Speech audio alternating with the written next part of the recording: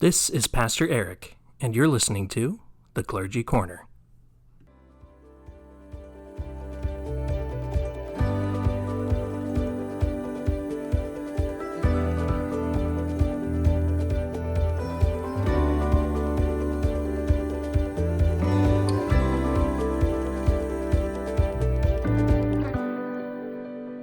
Welcome to episode 295 of this special podcast about life and faith.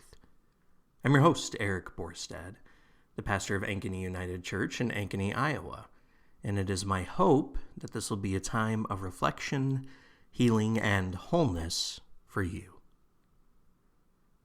Today we are diving into a timely and much-needed practice in our lives, that of gratitude, especially in the wake of an incredibly tense and contentious time.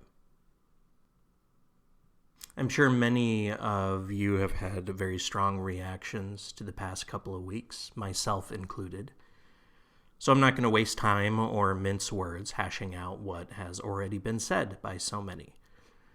Instead, no matter how you're responding, no matter how you're feeling to recent events, today I'm going to invite us all to pause and consider how gratitude, the practice and art of gratitude, can transform our perspective and bring more joy into our lives at a time when we need it most. After an intense election season, it is easy to get swept up in feelings of division or frustration. We might find ourselves hyper-focused on everything that went wrong or remain preoccupied with uncertainties about our future. It's completely natural. After all, we're only human, and these deep emotions come from a place of care for our communities, for the marginalized, for our loved ones. We are worried, anxious, and we're looking ahead at the long road that now waits before us. But today I want to share how practicing gratitude can help us to recalibrate our minds and our hearts. Because gratitude, it doesn't ignore the challenges we're facing, but it does offer us a powerful way to remember the blessings that we still have, even amid difficulty. It provides a spark of light in our lives if we have the strength to see what blessings surround us, especially when the world around us grows dark. So let's talk about how gratitude works. When we actively choose to practice gratitude, we shift our focus from what's lacking to what's already abundant in our lives. It's like adjusting the lens of a camera. Suddenly, moments of beauty and connection that were blurred or hazy or hidden come into sharper focus. Instead of focusing on what isn't going right or what isn't going well in our lives, those blessings around us take on a more central view. And once we make that shift in focus, it can help us to see everything around us in new and more beautiful ways. And scientific research backs up the idea that gratitude, that isn't just this feel-good notion, right? Studies have shown that gratitude can not only boost our mood, but it can improve our relationships and even have lasting benefits on our physical health. I mean, think about that. By taking moments to appreciate what we have, we're nurturing not only our emotional well-being, but we're caring for our physical bodies. Gratitude is this holistic healing power, one that touches the soul and nurtures our body. I mean, what more could we possibly want? What more do we need in the midst of this time? And gratitude can come from something big or small. It can be something on a global level or something that's immensely personal for us. Maybe it's the warmth of a morning cup of coffee, hearing the laughter of a child outside playing in their yard, or the comfort that comes over us when our favorite song comes on the radio. Whatever it is, these small, beautiful moments are gifts that remind us that no matter what the state of the world might be, there is still goodness. there is still light present around us. That's why I want to take you on a brief gratitude practice this morning. If it's safe to do so, meaning if you're not driving right now, I invite you to take a moment to close your eyes and just find a moment to center yourself. Just take a deep breath in and slowly exhale.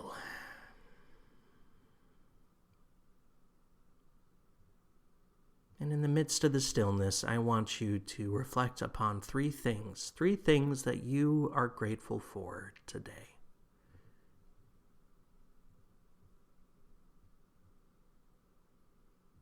Maybe it could be something as simple as the sunshine streaming through your window, the proximity, the love of a family member.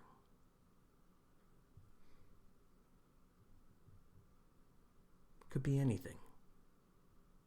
Really picture these blessings in your mind. I want you to feel them, smell them, hear them. And once you have those three things you are grateful for, really go deep within yourself and ask yourself, how do they really make you feel?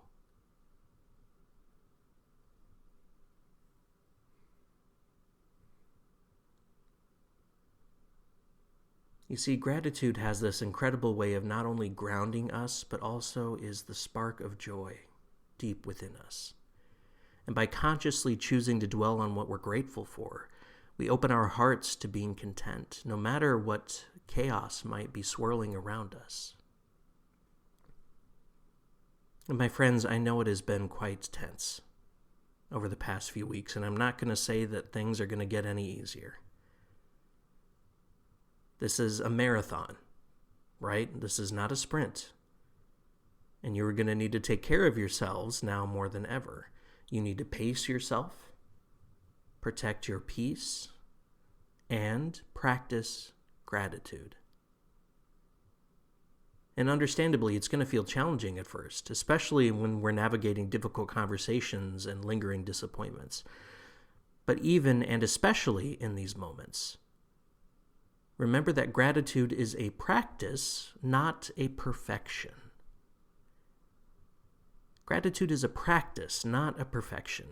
It's about returning again and again to the blessings that surround us. Because I promise you that even in the darkness, those blessings in our lives are always there.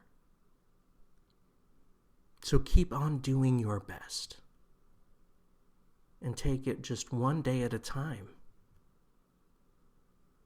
And if you felt like this episode resonated with you and you know of someone else that's going through a hard time, maybe consider sharing this episode with someone that could use a little gratitude practice, a gratitude reset.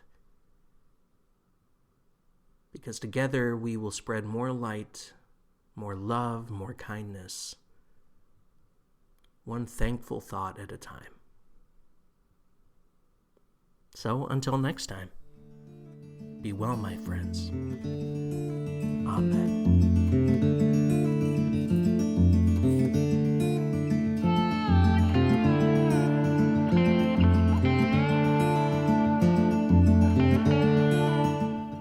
Thanks once again for listening. If you want to learn more about Ankeny UCC, go to ankenyucc.org. And if you want to write in a show suggestion or have any comments, you can send those emails to clergycornerpodcast@gmail.com.